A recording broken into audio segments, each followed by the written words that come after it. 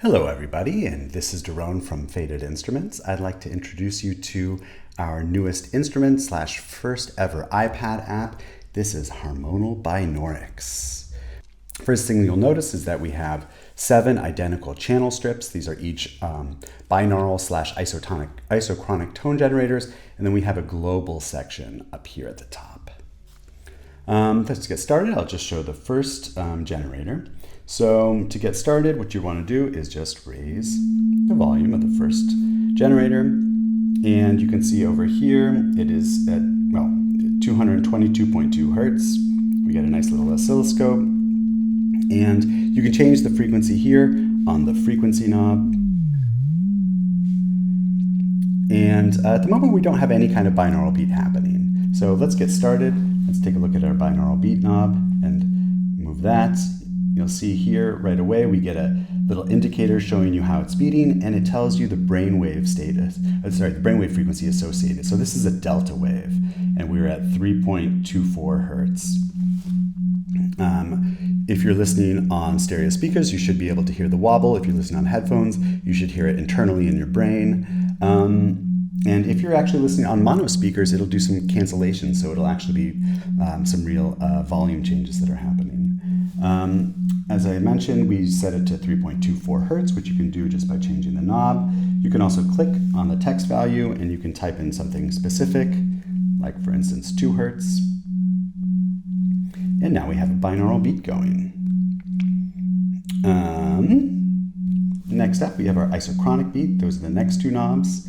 And we can choose the isochronic frequency here. And what an isochronic frequency is it's slightly different. It's not a difference between your left and your right ear, but just a basically on and off pattern at a certain frequency.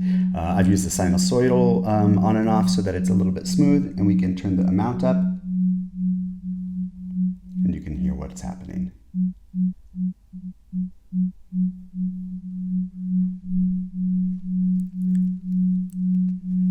Great.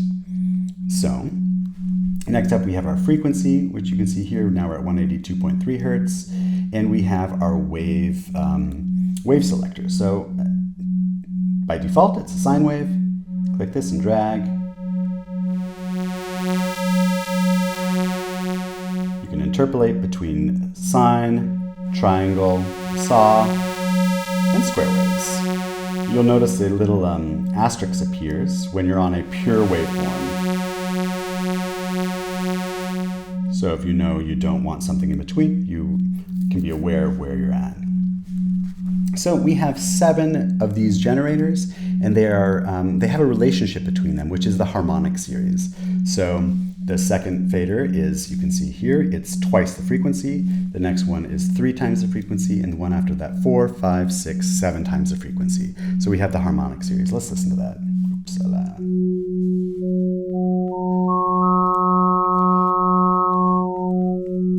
We can, of course, add some binaural beating to each one of these.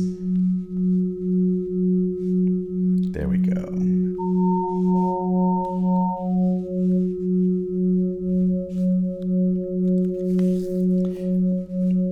Now, as I mentioned, we have the harmonic series, so this is simple multiplication. If you'd like, you can access our harm knob, and what that does is that does a scaling of the harmonic series. So it's essentially a multiplication of our multiplication. If I turn this down, you can hear how we have a kind of squishing of the spectrum all the way down to unison. All the way up to 2 times the harmonic series. Double click to reset. Now, that's the basic tuning, and this is how it worked with the old Harmonal Binaurics, but the new one has some extra functionality. So we can actually type in individual frequencies for each one. Let's start off with the main frequency knob. Now this is hardwired to our first frequency, which you can type it in. I'm going to type it in up here, click, and instead of a frequency value, I'm going to type a MIDI value. So let's say C4. So I typed in C4, And that's a C4. But now I can type in the second one, say, okay, we want this next one to be a D4. Next one to be an E flat 5. Did I do that right? Wait, E flat 5. Okay. Yeah, this is right. So let's do an F6. We can do a G3. So you can see how you can create chords here. And what's interesting about this is that these are all relational, just like it was for the harmonic series. So if I were to change the fundamental frequency here, if I don't want a C anymore, let's go for a G3. It transposes them all together. So now we have still our same scale SAS tuning system that we like, and we can play with it at different different tunings. Okay. That's all great, but it is tedious to have to do this every time you want to get back to like a major scale. So what you can do is save our normal presets, which saves all functions on the instrument, versus save just the tuning. And you can see we have a bunch of tunings that are already saved here, which you can access, and you can save your own. Okay, let's see what other functionality we have. Let's just change the sound of a few of these. And let's take a look at this. Drone mode is where we're currently at. Let's switch to touch mode. Okay, all the sound stopped and the faders disappeared. And now we have these beautiful let's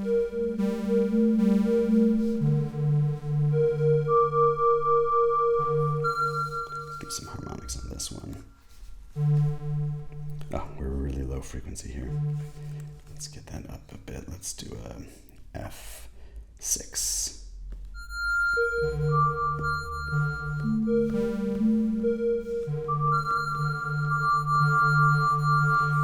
We have an attack and decay you can change, attack release.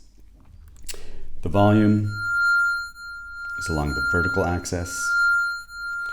And we have a hold button. So if you want to, let's say, create a drone, just press the hold button and boom. We have a little indicator showing it's held. You can hold as many notes as you want.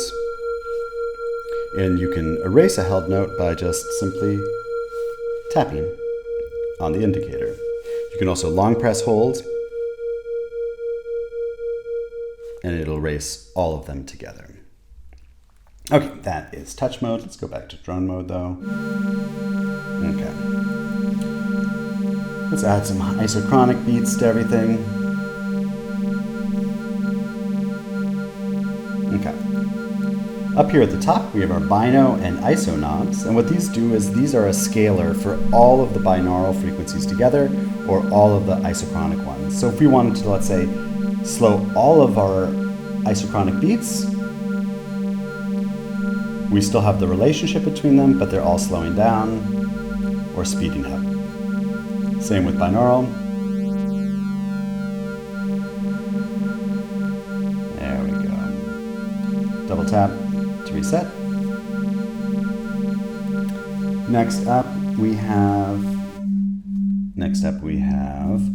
our, we have a little X here you may have noticed, and that's a sync button. And what it does is that restarts the phase of all the oscillators so that can put them in sync with each other, which is really useful if you have certain patterns that are maybe mathematical ratios and you want 2 against 3 and you want them to be synchronized. You can always click that once and then they should synchronize. We have a global control, which controls all the oscillator shapes together. That's our frequency. The next one, which I forgot to show, is that we have a little litigious display here. And if you want to, you can tap it. And then we have a nice big litigious display. Let's get some other things going on.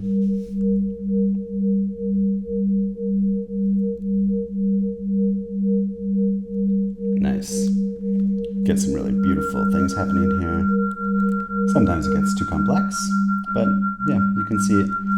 It's a nice little visualization of what's happening musically. Okay. Next up, we have our volume knob. That's self-explanatory. And the next up is the shaper knob. And this is essentially a wave folder with a little bit of saturation.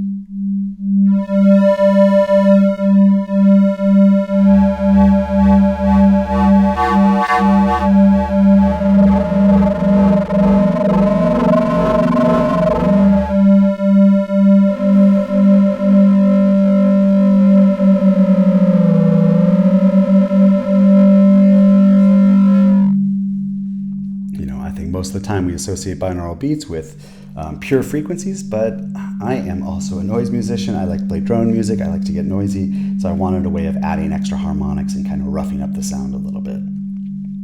Our harmonics knob we already talked about. And last to talk about is our slew knob. And this is one I add to a lot of my instruments. I like it very much. Essentially what this does is slows down all changes for all parameters, and it goes up to 20 seconds. So let's do something a little bit more medium. Let's say 7 seconds. Now we have a 7-second slew. So now any changes take some time.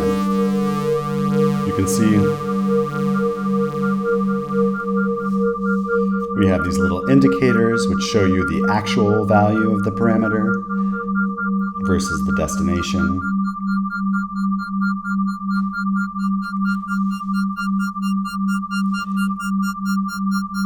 This is really useful if you're working on slow music. You want to perform and you want to have these really big, broad gestures. You don't want to have to just hold your finger on all the knobs at the same time as you make changes.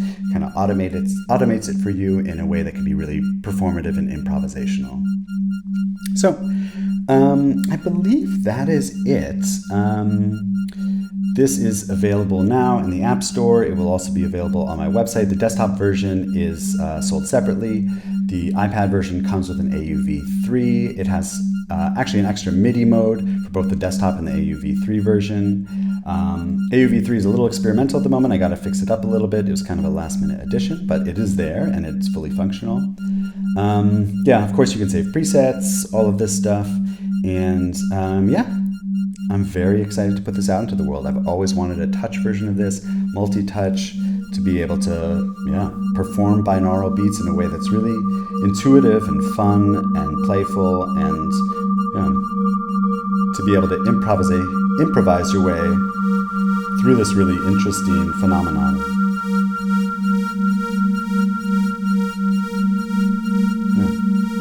And that is Harmonal Binaurics.